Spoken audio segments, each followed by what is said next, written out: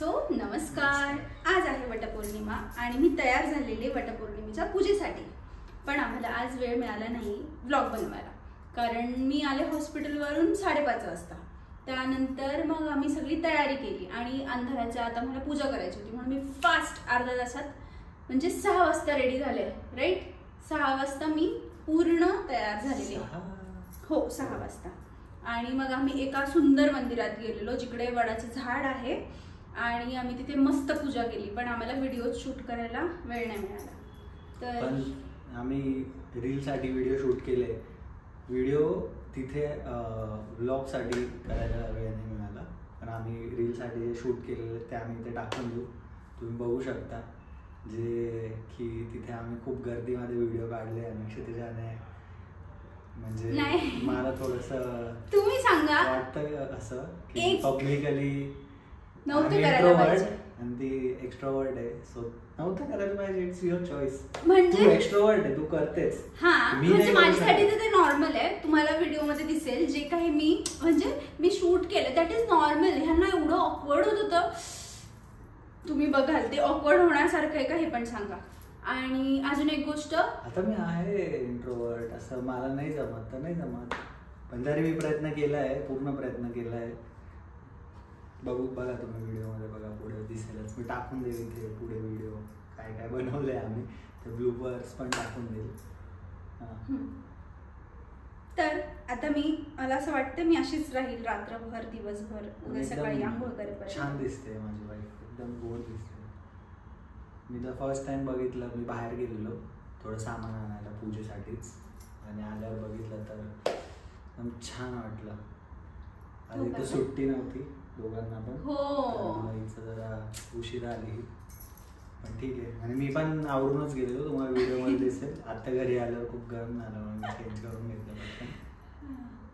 आणि माझा उपवास होता, तर आता आम्ही पुरणपोळी आणि आमरस खाणार आहोत. ते दाखवू आम्ही तुम्हाला.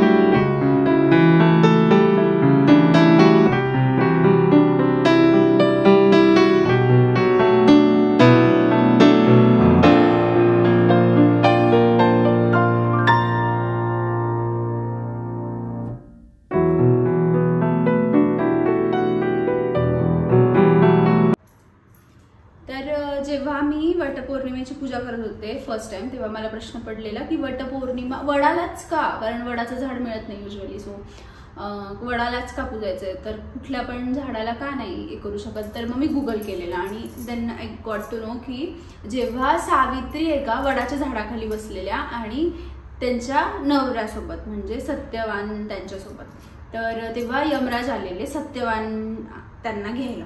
तर सावित्री म्हणाल्या की नाही, मी नाही देऊ शकत माझ्या नवऱ्याला, नाहीच देऊ शकत असं. तर मग ते इम्प्रेस झाले की अरे बापरे, यांचं प्रेम बघून ते इम्प्रेस झाले. मग ते सावित्रींना म्हणाले की माझ्याकडनं तुम्हाला 3 वरदान कुठले पण.